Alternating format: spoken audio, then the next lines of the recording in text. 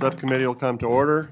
The subject of today's hearing is fiscal year 2027 budget request for the Library of Congress and the U.S. Government Publishing Office, GPO. Today's hearing marks the beginning of the subcommittee's fiscal year 2027 appropriations hearing season. In addition to our hearings being broadcast live, this hearing will include closed captioning option. Last year, the House Modernization and Innovation Subcommittee recommended this technology for all committees across the House. As the chairman of the subcommittee that provides the funding for the modernization project, I was pleased to approve the funds providing greater accessibility for those participating in committee hearings. I'd like to thank Ranking Member Espaillat and our committee members for being here today. I particularly appreciate your flexibility with the schedule for remaining in town for this important hearing. I'd also like to thank Mr. Robert Newland, the Acting Librarian of Congress, and and Director Halpern from the U.S. Government Publishing Office for being here today and for accommodating the hearing schedule change. The library is looking forward to an exciting year of celebrating America's 250th birthday with a new exhibition entitled The Declaration's Promise, opening in July. The Government Publishing Office is celebrating its 165th birthday this week. 2026 marks the 100th anniversary of the GPO's production of the U.S. passport. We appreciate the efforts of each of your staff for the work they do to help Congress and to celebrate this historic American milestone. Library of Congress fiscal year 2027 budget request is offsetting amounts totals $931.5 million, a 3.8% increase from the enacted fiscal year 2026 funding. The requested budget would support professionals and staff across the library, including the Congressional Research Service. The library's request also includes modest investments in technology, including AI, cybersecurity, and cloud improvements, and other efforts to modernize library systems.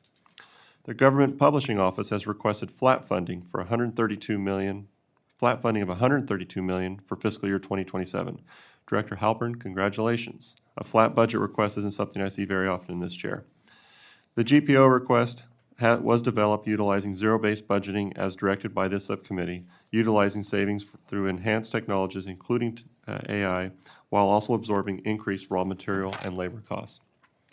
Thank you again for joining us today, and I look forward to hearing your testimonies and learning more about your budget priorities for fiscal year 2027. I now recognize Ranking Member Espaillat for his opening remarks. Thank you, Mr. Chairman. Thank you, Ranking Member, Mr. Hoyer, and all of the members of this important subcommittee.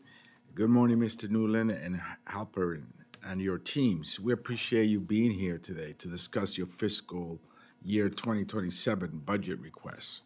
Together, the Library of Congress and the U.S. Government Publishing Office account for roughly 14% of the legislative branch budget. Yet their role in supporting Congress and the American public is significant. Last year, the House majority proposed reductions to the library's budget in the fiscal year 26 House bill. Through bipartisan negotiations, we were able to secure a flat funding level for the library. That stability allows the library to manage operations better, protect its workforce, and continue core services without disruption. Predictable funding really matters. As we consider fiscal year 2027, Congress has a responsibility not only to fund these institutions responsibly, but to ensure they remain strong, stable, and accountable to the legislative branch they serve. Institutional continuity, sound management, and operational independence are essential to maintaining trust and carrying out the library's mission without interruption. Mr. Newland and Mr. Halpern, I am particularly interested in your proposed investment in information technology and cybersecurity. Protecting digital collections, strengthening cloud security, and modernizing connectivity are critical to safeguarding both the institution and the people who rely on it. Modernization must also expand access. Digital services ensure that students, researchers, and families across the country can benefit from the library's resources. As chair of the Congressional Hispanic Caucus, I believe our national institutions must reflect and serve the full diversity of our nation and continue broadening outreach to underserved communities. The government's publishing office plays a vital role in ensuring transparency and public access to government information. Reliable access to official information strengthens accountability and reinforces confidence in our democratic institutions. These agencies, both of these agencies, are pillars of an informed democracy. Our responsibility is to ensure they remain strong, secure, and accessible while using taxpayer dollars wisely. I look forward to today's discussion. Thank you, Mr. Chairman. I yield back. Thank you, Ranking Member Espaillat. And I'd like to, now I'd like to recognize the full committee Ranking Member Rosa DeLauro for her opening remarks. Thank you so much, Mr. Chairman and the Ranking Member. A pleasure to be here with all of you this morning. And I would say a very big thank you to our witnesses, Mr. Newland, Director Halpern. Thank you for taking the time to be here and to answer our questions. But as I said coming in to you, I view where you are and what you do. You really are our soul. You are the keeper of the flame here for all of us, for our nation. And we're so excited to hear about what your plans are for the 250th celebration. And so thank you so much. Both of the agencies perform indispensable functions for the American people who we represent. So I'm so grateful for your service, even under what can be difficult circumstances. So eager to hear from you both about the efforts you are undertaking to adapt the agencies, modernize the programs, continue to provide the exceptional public service that we all come to expect. The Government Publishing Office, Library of Congress, storied institutions in American history. In fact, the GPO just celebrated its 165th anniversary on Wednesday, having opened its doors for the first time on March 4th in 1861. And on that same day, just down the road from its offices on the corner of H Street and North Capitol, where it remains to this day, President Abraham Lincoln was giving his first inaugural address. It's breathtaking. I mean, to get the depth, as I say, of the soul of this nation. The Library of Congress is the largest library in the world. It's a testament to the significance that we, as a government, as a society, as a nation, place on the importance of knowledge, of research, of objectivity. These are values that sometimes are challenged today. And I know the library has not been spared from efforts to undermine some core principles, but we will prevail because of what the value, the history, and what it means, what the library means to this great nation. When you think of every book that's ever been published is at the Library of Congress. Just to say, I was there the other day. Act for NIH had a reception there, and you look around and you feel like you're in the presence of greatness here, so forth. And I'm so thankful for those who built the library when they did. I'm not sure we would have the magnificence of that building if it were structured today. But I know that both of your institutions face no shortage of challenges today.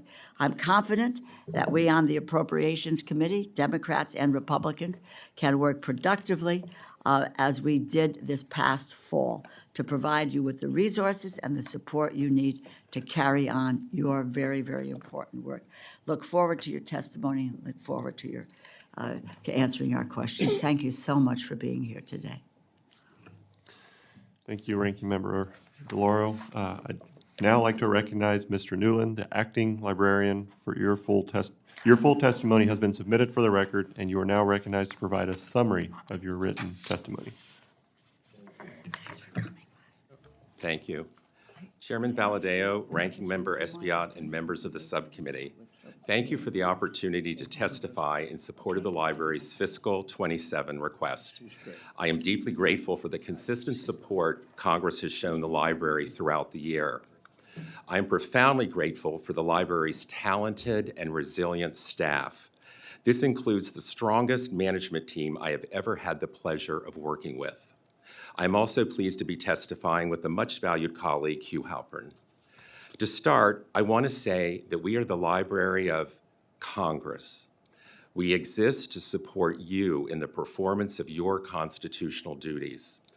Being an enduring source of knowledge for you and your constituents requires ongoing investment in expert staff, cutting-edge technology, and comprehensive collections. You will see these three areas in our budget request. Our fiscal 27 request totals $931 million. It is designed to maintain the library's core operations, cover unavoidable cost increases, and make targeted investments that strengthen service, efficiency, and public value. The request includes a net increase of $34 million, or a 3.8 increase over fiscal 26. If approved, this would be the first increase in 3 years. It falls into two categories. First, approximately $24 million to cover mandatory pay and price level increases, and second, approximately $11 million for program increases. Back in the 90s, we needed 5,000 employees to deliver our services. Today, we deliver on our mission with 3,100 employees. Steady investments in modernization and automation over the last 10 years have allowed us to be more efficient and accomplish more with this reduced staffing level. Our people are really our greatest resource. It is critical that this relatively low staffing level be adequately supported. Our fiscal 27 program request is chiefly for a centralized AI enterprise platform. We use commercial AI where possible, but in order to use confidential data to ensure data integrity and privacy and to train AI on our unique data types, we need to be able to develop and manage AI models in a controlled and secure environment. Without an AI platform of our own, we will be left behind, as will Congress. So far, we have used existing resources to underwrite AI experimentation. To move forward, we need a relatively modest increase of $5.4 million. And as we move forward, we also remember the past. The celebration of America's 250th anniversary gives us all an opportunity to appreciate the treasure that is the Library of Congress. We invite everyone to join us this summer for our Declarations Promise exhibit. It will feature our copy of the Declaration of Independence with Thomas Jefferson's handwritten notes and Lincoln's reading copy of the Gettysburg Address. In the spirit of A250 and going from sea to shining sea, I have two important collection items I want to share with you today. Prints and Photographs curator Sarah Duke is going to help me out. First, from 1825, I have a beautiful watercolor of New York Harbor seen from Brooklyn.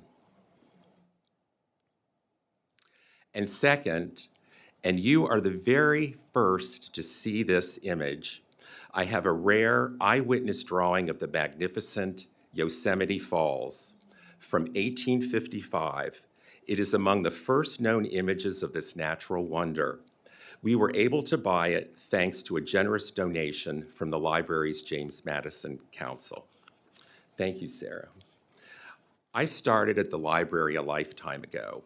What keeps me young are precious new treasures like these and all the tools and new ideas on how to deliver on the library's old-fashioned promise, providing you with authoritative, unbiased support that is grounded in a comprehensive collection of knowledge. To close, I want to reiterate my gratitude for Congress's continued support for the library. We take the fact that the word Congress is in our name very seriously. When making financial decisions, we always remember that these are hard-earned taxpayer dollars, and we remain committed to delivering exceptional service and the best possible value in return. Thank you for the opportunity to testify, and I look forward to your questions. Thank you, Mr. Newland. I now recognize Director Halpern for a summary of your written testimony, which has been submitted for the record. Thank you, Mr. Chairman, Ranking Member Espaillat, Ranking Member DeLauro, all my friends old and new on the committee. I am pleased to be here to present the Government Publishing Office's fiscal year 2027 appropriations request. I appreciate everyone's past support of GPO and look forward to working with the committee and subcommittee closely in the coming year. I am requesting appropriations of $132 million for fiscal year 2027, unchanged from our fiscal year 2026 appropriation. As you know, GPO operates as a business enterprise, and directly appropriated funds represent only about 9% of GPO's revenue. The remainder of our more than $1.3 billion in revenue from last year came from GPO's billings to other federal customers, such as the Department of State, National Archives, Department of Defense, and countless others. We sell products and services to those customers and adjust pricing based on the cost of materials, labor, and overhead. Our model continues to deliver results. We closed our books for fiscal year 2025, with a net positive income of $32.8 million, enabling us to continue investing in our team, equipment, and campus. Our FY 2027 request includes $80 million for Congressional publishing, the same amount as our FY 26 appropriation. Based on our estimate of Congress's likely needs, informed by historical trends and available unexpended balances, we believe that this amount will be adequate for this fiscal year. For this account, we offset increased labor and materials costs through efficiency. Our request for the Public Information Programs account, through which we administer the Federal Depository Library Program, is about $42.9 million. Our final request is for $9.1 million for GPO's revolving fund to support key technological upgrades, the same amount as was appropriated last year and about $2 million less than the amounts appropriated in FY 2025. About 40% of that amount will support continued development of XPub, our next generation composition engine. We are continuing to push forward with the final stages of development for XPub for bills, resolutions, and amendments. We've completed our first phase of testing with both the House and Senate and hope to begin the second expanded testing phase soon. The remainder of our revolving fund request is for funds to support GovInfo, our online trusted digital repository. The data in that system supports my friend, Mr. Newland, and the Library of Congress, Congress's bulk data efforts, and dozens of other federal agencies, enabling Americans to access government information digitally rather than in print. Last year, the system received nearly 2 billion information retrieval requests, and that's a 16% increase year over year. This is a big year for GPO. As you've said, along with the nation's 250th birthday, GPO celebrated its own 165th birthday on Wednesday, and we're also celebrating a century of producing the United States passport. We appreciate all of your support in the past and hope it continues well into the future. Chairman Valadao, Ranking Member Espaillat, Ranking Member DeLauro, members of the subcommittee, thank you for this opportunity to present our request and for the support you and your staff have shown us over the years. I look forward to answering any questions you may have. Thank you, Mr. Halpern. We now begin the question portion of the hearing. I'll call on members based on seniority of those present when the hearing was called to order, alternating between the majority and the minority, followed by members in order of their arrival. Each will have 5 minutes. I now recognize myself.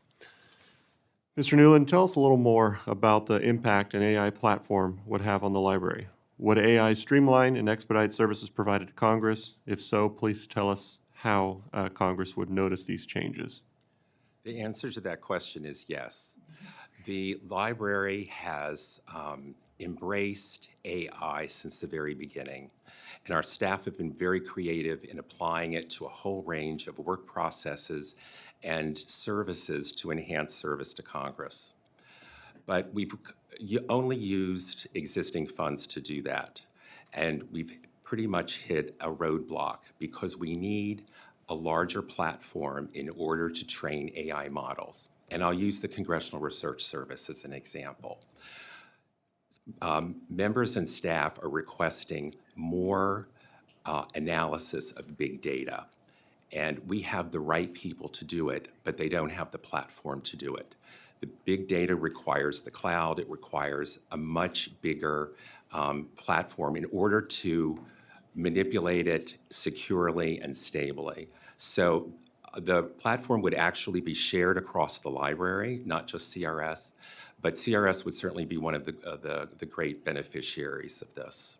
And it would give them a more opportunity to provide you with quantitative data. To follow up, if funding for the A platform is not available, what should we expect? Would there be a loss of services, or would you anticipate its services maintaining the status quo? Services would be the status quo, but in terms of exploiting the potential of AI, we would be left behind. All right, thank you. Mr. Halpern, in your testimony, you mentioned that you've been able to increase productivity through the adoption of new technologies, which has helped your need for additional or helped keep your need for appropriations down. Can you tell us a little more about the technology you've implemented and how it has improved your processes and made your offices more efficient? Certainly. As I explained, GPO is a manufacturing operation at its heart.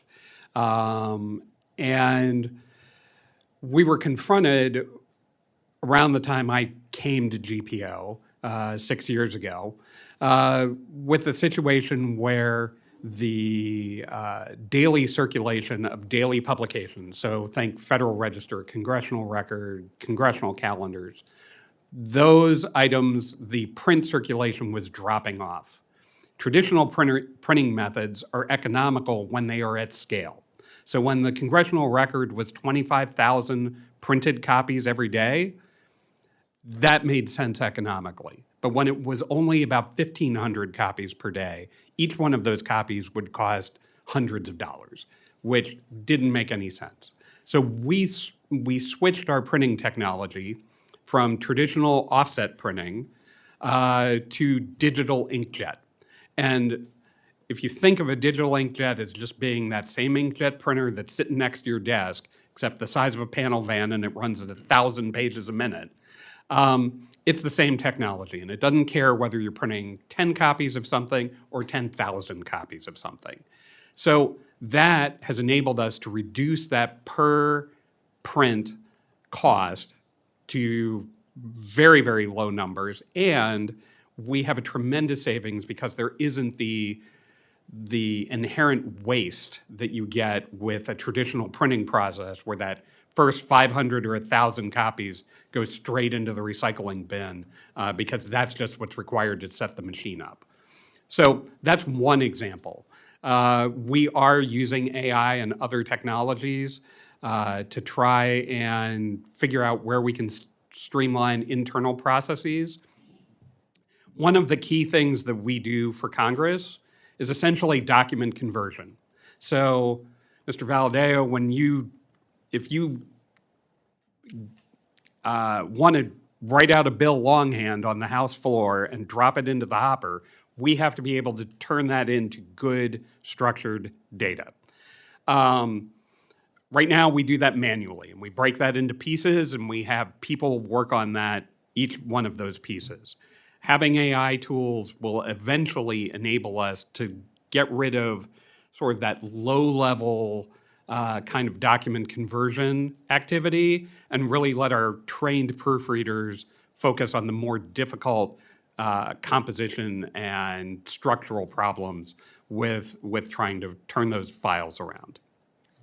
Well, thank you. My time's expired, so I now recognize Ranking Member Espaillat for his 5 minutes. Thank you, Mr. Chairman. Recent geopolitical tensions and conflicts have underscored the growing risk of cyber attacks targeting U.S. government systems and critical information infrastructures. Agencies that manage and provide public access to congressional and government information, including GPO and the Library of Congress, play an essential role in safeguarding the integrity and availability of that information. As compared to last year, how are the Government Publishing Office and the Library of Congress assessing their cybersecurity posture and vulnerabilities in the current threat environment? Mr. Espaillat, I can start. When I came to GPO about 6 years ago, I got a very rude awakening about a month into the job when a group of actors associated with Iran defaced one of our FDLP sites. The good news is they didn't get any farther than the front page. But it was a wake-up call. So in the meantime, we have been moving all of our public-facing systems to more secure platforms. And, knock on wood, we have had a very, very good track record with that over the last several years. We maintain a strong cybersecurity posture. Frankly, because of our secure ID work for the Department of State, we have to maintain a very strong cyber posture and a physical security posture.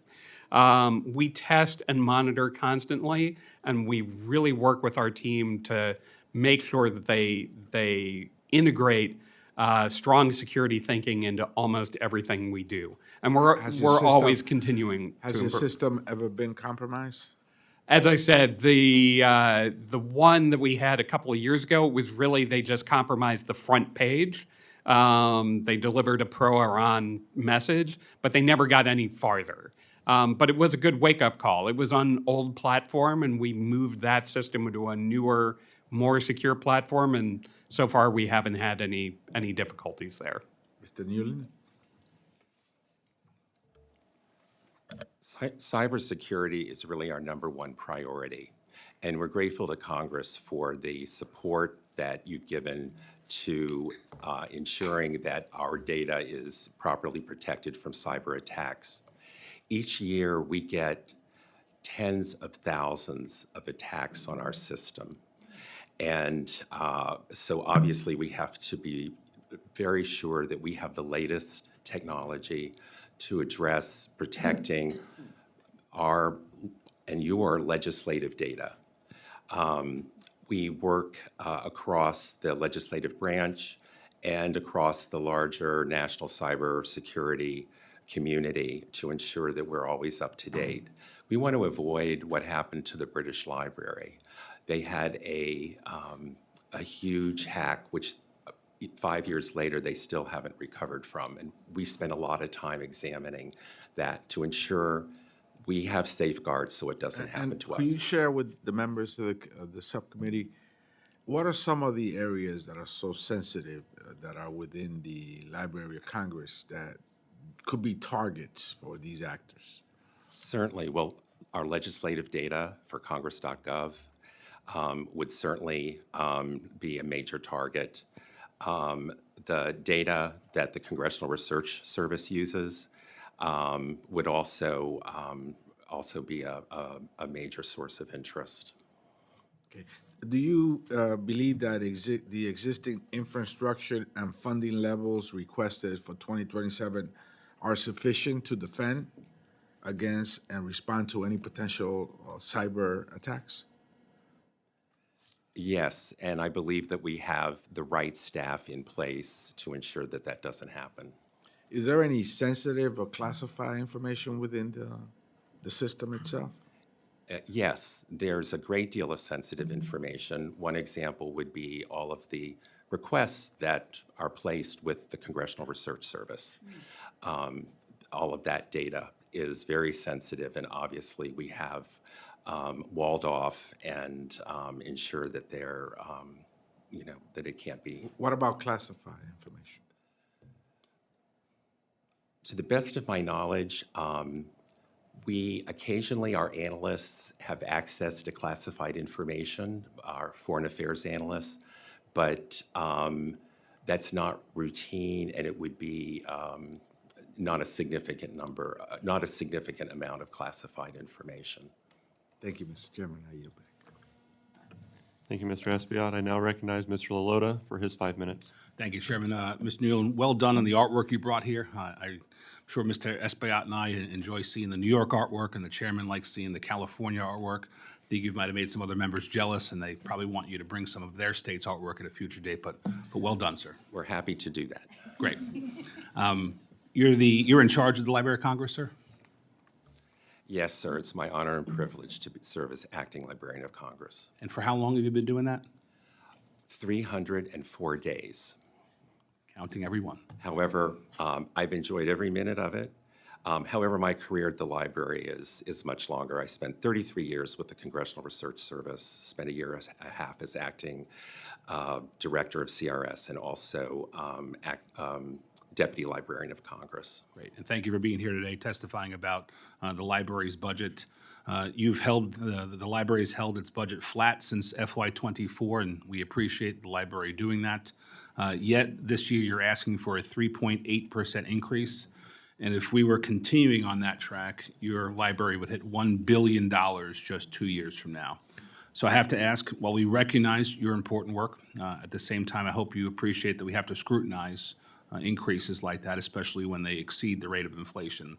So can you tell us a little bit, if we granted the request for the 3.8% increase, what does that buy us? Can you tell us one or two significant things that increase would get the country and the Congress? Sure thing. For the past 2 years, we've had to absorb all of the mandatory pay increases and price increases, and that's about $34 million. So we've just had to carve that out of our budget. The other thing that would have a big impact is the platform for artificial intelligence.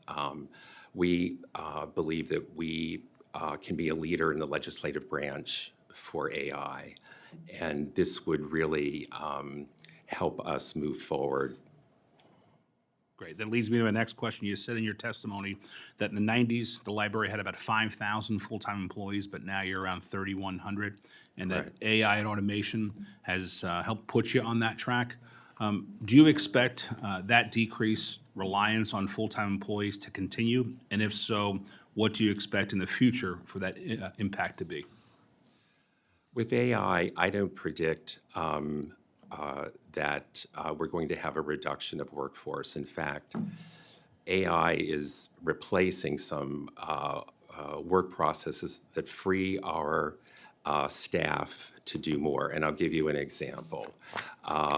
For our bill summaries for Congress.gov, we have an enormous backlog. We're working now with AI to have the first kind of summary part done by AI, not the analytical part, which is among the most important part of that bill digest. But if we could implement an AI solution, it would give us an opportunity to get rid of that backlog. We're able to get every bill that's coming to the floor into Congress.gov, but we have a huge inventory of bills that we can't get to. As you know, Congress is introducing more and more bills, I believe 13,000 this session. And we try very hard. We have a staff of 12. But if we can get the AI to help us with these summaries, and we've got to be really careful because obviously we have to ensure that the data is authoritative. I think that we could reduce this backlog. So that's one area where I think we could get some efficiencies. Great, thank you for that. With my less than a minute remaining, I want to ask you a little bit about the Veterans History Project, which I think has had a tremendous impact nationwide. If members wanted to tap more into the Veterans History Project and avail their constituents more of it and brag on the great work you're doing, what's the best way we can do that, sir? Thank you for asking. As a matter of fact, your question is very timely because we're celebrating the 25th anniversary this year of the Veterans History Project, and it's going stronger than ever. We have over 120,000 histories in it now, and we would like to work with every congressional office, with every member to get veteran stories. So we'll be happy to provide you with information. We routinely try and push information out about it. But it's a fabulous program. Thank you. Time has expired. Thank you, Mr. Lalota. I now recognize the full committee ranking member, Ms. DeLauro, for 5 minutes. Thank you very much, Mr. Chairman. A quick question. based on your last comment, do you have the latest technology that you need to do what you, whether, to protect information, to do what you need? Do you have the latest technology? In the area of cybersecurity, yes, we do. What areas do you not have the latest technology? I would use the example of the increase that we're asking for in the AI AI, area. It's changing as you know, Yeah. it's changing so quickly. We want to keep up. We have the right kind of staff to work in this area, but they need the resources to do it. I'd like to ask you this, though. Speak to me about how the recent funding cuts have impacted the library and your ability to function.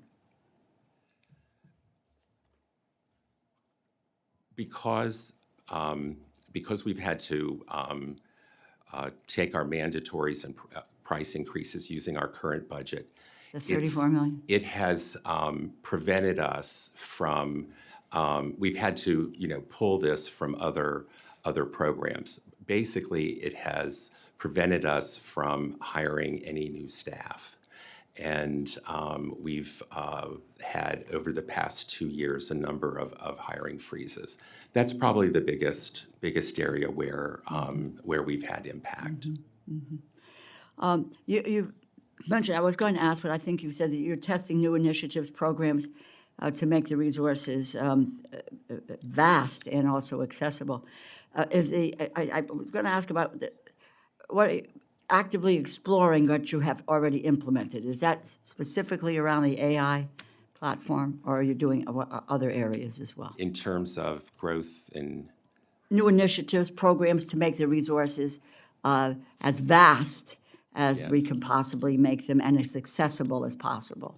One of our big focuses right now is pushing out our resources to celebrate America 250. And we are doing that as we speak. One of the things that we're looking forward to is this is the 50th year of the American Folklife Center, Yes, right. a congressional initiative which we carried out. And we will be pushing out a lot of content related to that. We have cultural history from every state and territory. And we have an exhibit coming this fall, and we'll be pushing out a lot of content on that. Thank you for asking. So yeah, the folk life, as you pointed out, is understanding the various cultures, different states. Is that what that's about? That's correct. Okay. So it's a cataloging of individual states, who we are, what we're about, what our history is. So it's Connecticut, Maryland, New York, et cetera. Yes, it's actually a physical collection as well as oral histories. Okay. Let me ask, I want to try to get two quick things in. I recently learned more about the Documenting America initiative. What is this program? How it collects and preserves the digital history of contemporary Americans? Tell us a little bit about that. Well, we do that in several ways. We work with a number of contractors to help us gather oral histories in particular themes. For example, we had a special oral history project on COVID-19, which is coming to completion. So that would be one example. We document the oral histories in many ways through the Veterans History Project, Right, which is great. through the American Folklife Center. A StoryCorps part of your, Yes, StoryCorps is one of our partners. Right. We really value our working relationship with them. They're one example of a number of organizations that we work with to help us with this oral history project. a final, very quick question. You talked about the sensitive information, the data that you have and the protection of that data. How I best say this, have you ever had any requests to release any of that data, or to, has there been any pressure in any way with regard to the sensitive data that you, No, that's not been our experience. okay, that's great. Thank you. Thank you, Mr. Chairman.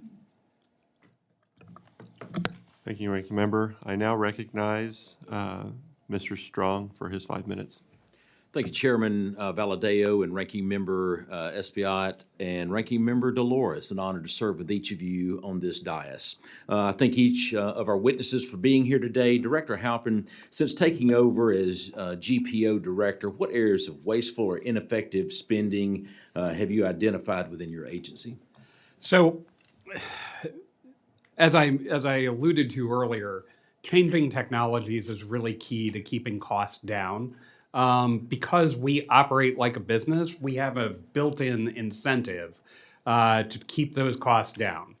Now, just as the library has shed headcount over the last several years, our timeline is a little bit longer, but our high water mark for headcount was in the mid-1980s, and we had almost 8,500 people. We're now down to 1,614 as of last week. We did Doge before Doge was cool. We're about at the right size for us and for our customers. Our biggest challenge, frankly, is the age of our workforce. My average age is about 54, and while we've been able to push back the retirement cliff we've been facing by about 3 or 4 years, we still need to hire folks so that we've got that next generation of professionals and craftspeople coming in to learn these trades so that when folks take their well-earned retirement, we've got that next generation coming in behind them. Thank you. What piece of advice would you offer to other directors on how you have managed through attrition and additional demands, but you present a flat budget or a balanced budget before this committee? What one piece of advice would you offer to other directors? Look at all of your processes and figure out where you can be more efficient. We face that every day with the requests we get from Congress. GPO functions in very much a siloed structure. So the organization that produces passports is highly, highly efficient. They can tell you where every piece of paper is at any given time during the manufacturing process. The group that produces stuff for Congress and the Federal Register, they don't have that same culture. So we have been trying to move this Lean Six Sigma culture from our secure identity documents division over to our printing plant. And it's a long process, but it's something that pays off over time. Thank you. Mr. Newland, I'd like to ask you the same question. Since taking on this role, have you identified any areas of waste or inefficiency within the Library of Congress? And if so, how do you plan to address them? Yes, and I'll give you 2 examples. One that you just mentioned, attrition, has given us a real opportunity to go back and re-examine our management structure. And in some cases, it has, because times have changed, technology has changed, we don't need to hire in those areas, and we can combine them with other kinds of positions and save resources for new areas like AI. AI has really given us an opportunity to look at our work processes. And one example is I'll use CRS again as an example, in GIS and infographics. There's a huge demand for both of these in CRS reports, a huge demand from members. And they have used AI to make that process much more efficient. And that's just one example of actually dozens of processes that we're re-examining in the library, where we think AI can really help us simplify and free our staff to do more higher level tasks. Thank you. Speaking of AI, your budget request seeks additional funding for AI and digital initiatives, yet some of these programs have been piloted for several years. What specific evidence shows that past investments have improved efficiency and reduced the manual workload? Sure. Well, bill summaries is the first one. CRS initially have been testing different models. Some of them were successful, some of them weren't. The biggest problem is that it takes a robust platform to do a large training model, and we don't presently have that. Although I will say this, the CRS has been very creative in terms of how far they have come. They have a plan to move forward if they can have access to a larger platform. I thank both of you for being here today. Mr. Chairman, I yield back. Thank you, Mr. Strong. I now recognize Mr. Hoyer for his 5 minutes. Thank you very much. And thank you very much, Mr. Newland and Mr. Halpern, for the work that you're doing. These are critical agencies. They're not well-known by the public and frankly, not well-known in terms of the intricacies of Congress other than request. First question I'd like to ask you, Director Nolan, is what is the increase from the point at which you had 5,000 employees? I'm not sure when that exactly was. And the increase in the requests from Congress for information. You mentioned the escalation of numbers of bills, but you now have 3,100 employees, presumably a lot more technology, which allows you to decrease the numbers of employees you need. But what about the workload? The workload. Well, let me go back and answer your first question. We had 5,000 employees in the very early 90s, like 1991 and 92. And as you just mentioned, over time, through modernization efforts, thanks to the support of Congress, we've been able to decrease that number. But there are areas, for instance, in the Congressional Research Service, where we have needs for policy analysts. And right now, we've not had a lot of attrition there, so we're not able to hire. That's a problem because we don't like to have any holes in our public policy coverage for Congress. How many CRS analysts do you have that respond to congressional questions? We have a total of 600 employees in CRS. That consists of policy analysts, attorneys, librarians, and some administrative staff. Okay, I interrupted you. Go ahead. So over time, yes, we have been able to bring that staff level down.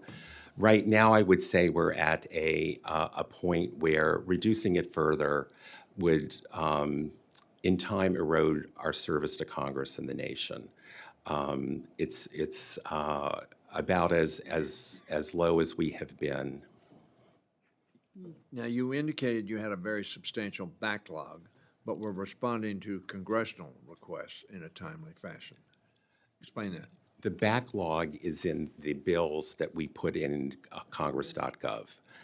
When we do the summary of the bill and the analysis, because this has been, such an active Congress with so many bills, we've gotten behind. Our goal is to get everything in a timely basis, but we can't do that with our current resources. Now, hopefully, we're looking at some AI solutions that may help us, but we are successful in getting the bills into Congress.gov that are coming to the floor, but other bills are a lower priority. Thank you. I don't mean you to respond to this observation of mine, but I am very concerned about the fact that the Librarian of Congress was dismissed by the President of the United States. This is a congressional service. It's a congressional arm, and in my view, the president, any president, Democratic or Republican, should have no role. As a matter of fact, I've talked to the Speaker, and I think the Speaker agrees with that proposition. I'm hopeful that we can have that in a bipartisan way corrected so that it is the Congress, through a bipartisan structure, as we have in some other agencies, have that oversight. Lastly, let me ask you a specific question about the storage facility at Fort Meade. That happens to be in my district, and I know there's some question regarding the space available. Would you comment on that? Yes, yes, sir. We are just in the process of completing a module, but as soon as it's finished, we have a need for another one. There is a power plant that needs to be completed before we can start the next one. But the facilities, and I often just like to refer to them as just another part of the library, because if you come to the Jefferson Building and request an item, you get it the same day. We have couriers that go back and forth, so it is an active part of our collection. But we do need resources through the architect's office to begin the design and accomplishment of the power plant, and then the next module, which I believe is Module 8.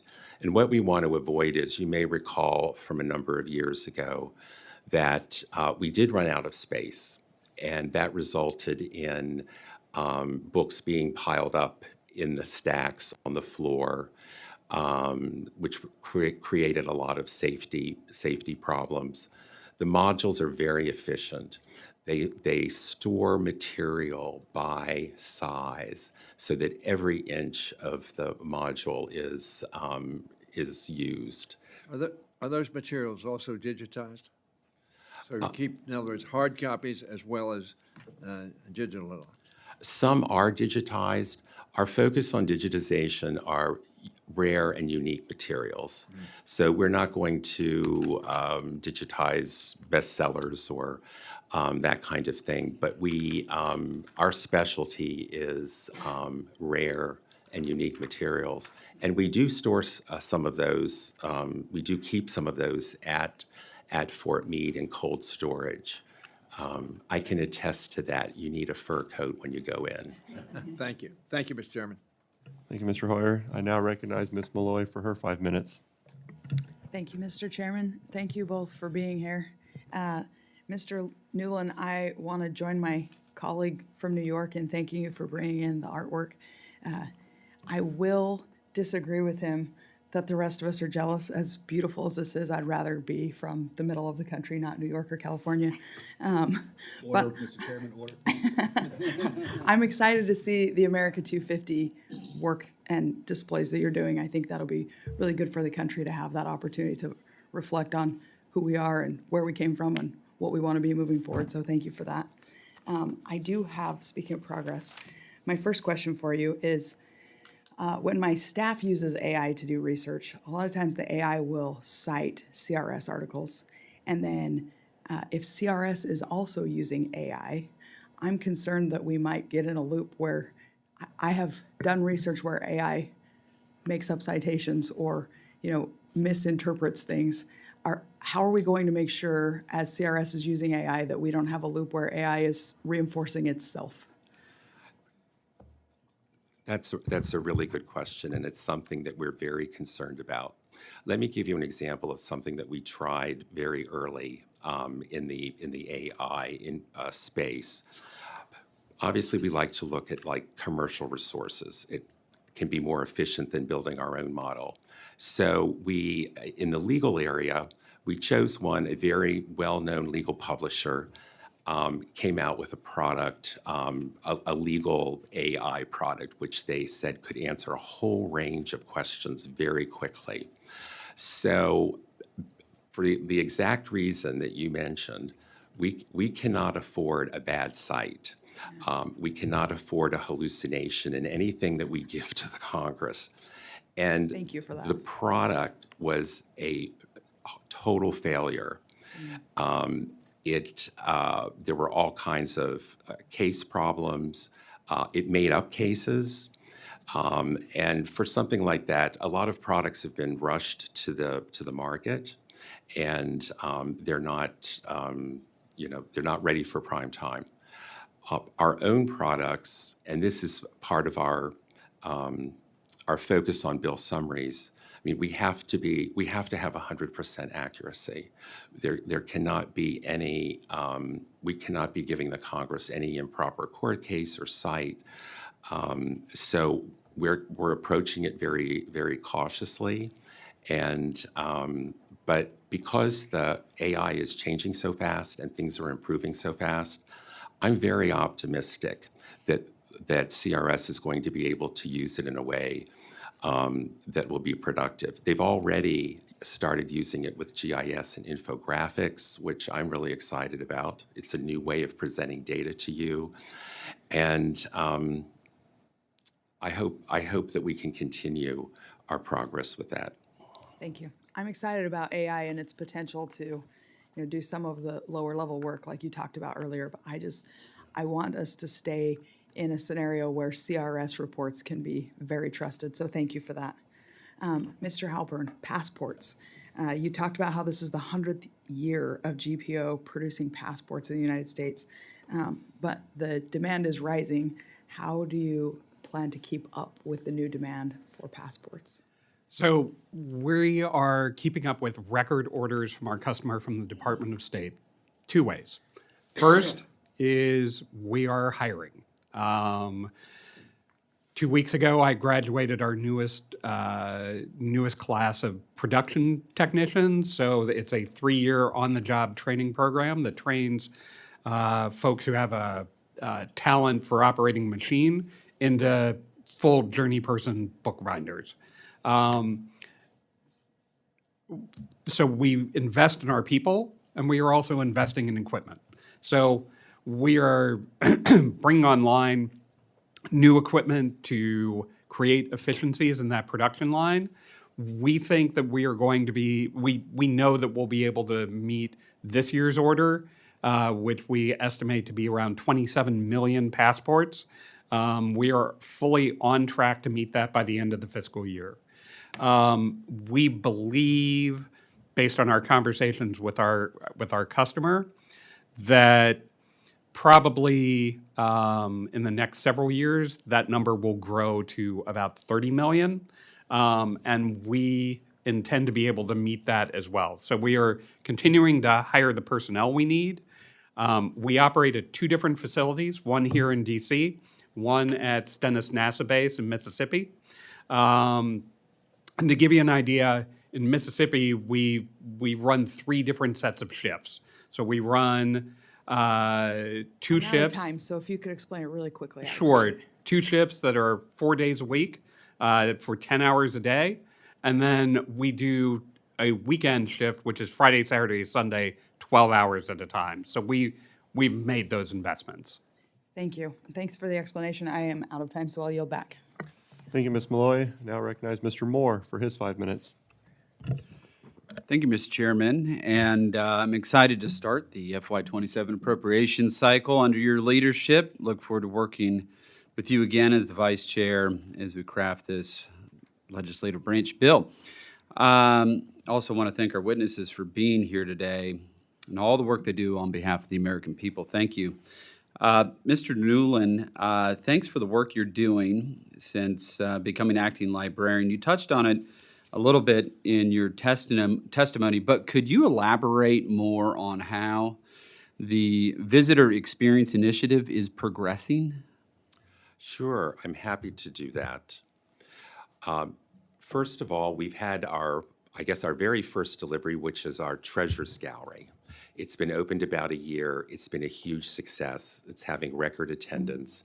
And we're excited that this will be our platform for our A250 exhibit to bring out treasures that the public has never seen, that the Congress and the public have never seen. The second release is going to be our facility called The Source. And this is a center for children and teens. It's going to be in our Jefferson building. It's going to give children the opportunity to learn how research is done in a major research library. And I can't wait for you to see it. It's really a remarkable facility and a really kind of new kind of outreach that we haven't done in the past.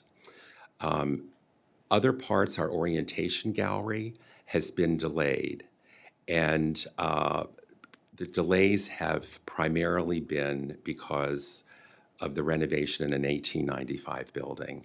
when they start moving walls or looking at floors, they realize they often come across things that weren't anticipated, that they couldn't have known in advance.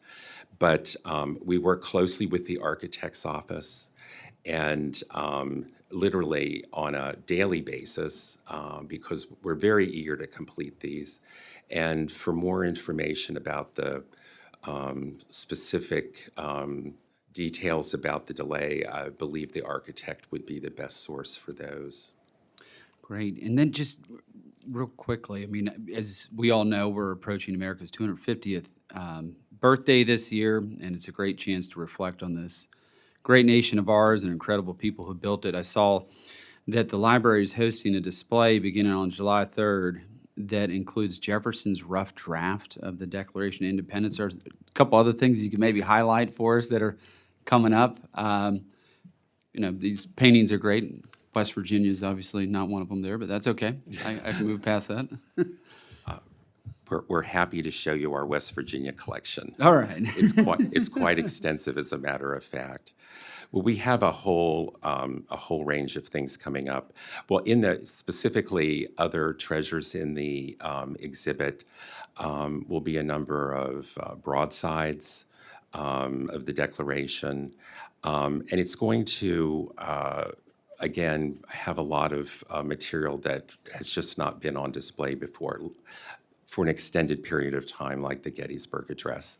This magnificent drawing will be in the collection as well. Oh, that's But wonderful. we have, again, a whole range of things coming up. Our two Georges exhibits, George Washington and George III. It's been so popular, it will be up through July 3rd. And if you haven't seen it, it's a wonderful opportunity to see Washington's papers and a whole range of material from the now King's collection at Windsor Castle. And anybody that would be interested in our full range of activities, I have handouts here, programming throughout the year. It's going to be a really exciting time at the library. That's wonderful. And then just, if I could ask Mr. Halpern a question real quick, the remaining time I have. Obviously, my colleagues and I last night, we passed a bill to reopen the Department of Homeland Security, which, as you're aware, has been shut down for weeks, with our colleagues across the aisle widely not supporting. But last fall, we experienced the longest government shutdown in history. Director Halpern, can you give us a little color on how government shutdowns impact your operations? Absolutely. It's pretty simple. We run like a business. And during the shutdown, we did not have revenue coming in. So for the first quarter of our fiscal year, we ended $15 million in the hole. I believe in being very transparent with my team. The good news is that was the first quarter. We've got 3 quarters to make that up. But I'll be very frank with you. A large part of my team's compensation comes from a performance bonus at the end of the year. If we meet our financial targets, they are eligible for up to 5% of their base pay. In order to reach that level, we need to fill in that $15 million hole and then essentially do that again, plus a little bit, to reach that performance bonus level. So we are not in great shape financially. The good news is I'm getting briefed on our January numbers this afternoon. It looks like we've gotten over the hump and are starting to make some of that money back. But we've got a big hole we've got to dig ourselves out of. Well, I appreciate that very much. Hopefully, we can avoid any government shutdowns here in the future. So thank you for that. Well, I appreciate your time, Mr. Moore. If there are no further questions, I'd like to thank our witnesses and our colleagues. Yes, Jim? Ms. Thank you. I appreciate that. I wasn't going to say this, but I will respond. We had an opportunity with the Department of Homeland Security to make sure that cybersecurity was funded, TSA, FEMA, the Coast Guard, all of the agencies of the Department of Homeland Security, which there is both bipartisan and bicameral agreement.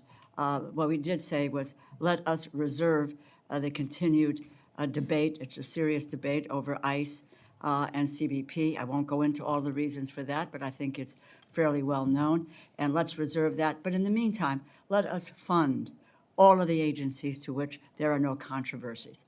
That was, I speak about that because it's a bill that I authored, and unfortunately, it's not something that my colleagues on the other side of the aisle thought was a worthy thing in order to be able to provide you with what you may need with regard to cybersecurity. That aside, the two of you are really just pretty incredible in laying out. I think some of the statistics are really pretty extraordinary. CRS responded to 76,000 congressional requests, 5,400 bill summaries, 1,100 new products, 1,900 updates. GPO, Digital Access Milestone, GPO surpassed $15 billion total information retrievals across its public websites. It's really pretty extraordinary. Now, you've talked about dealing with budgets, that's what we talk about here, but what is it that we could potentially provide you with? What if your vision? You each have a vision for your agency and what you need to try to do to go forward to make it the very, very best possible and make the accessibility possible and give the country the benefit of the resources that we have. What's your dream and your vision for the library and for GPO? So we have very simple needs. We offered a request this time which funds our needs for Congress. And this committee and the Can't subcommittee. do more with less, my friend. So I use that as a backdrop. More with less you can't do. Tell me what more. You know, I don't know that because we function like a business and we set our prices for our other customers, we're actually pretty good. Okay, good. Mr. Newland. So you'll be sorry you asked me that question. Since in my time as acting librarian, I have tried to focus very much on service to Congress in terms of how everyone in the Library of Congress, no matter what you do, contributes to this service. So that has been a focus. So one of the things, one of my visions is that we have adequate staff to make sure that all of Congress knows about every service we have to you and to your constituents. It's a challenge because there is so much turnover in the Congress, but I would love to have more staff in that area to do that. The Congressional Research Service, something I know well, I would love incredibly talented staff. They're doing well, but I would love to see some policy areas expanded, some areas that we haven't been able to hire. I would like to have take a leadership role in the legislative branch for AI. I think we have the capacity to do that. We're already working with other agencies, but we have so much talent throughout the library that I think that we can be leaders in that area. Thank you. All right, May I thank you. tell you the Members la- may submit additional questions for the record, and this subcommittee stands adjourned. Mr. Chairman, What? Oh,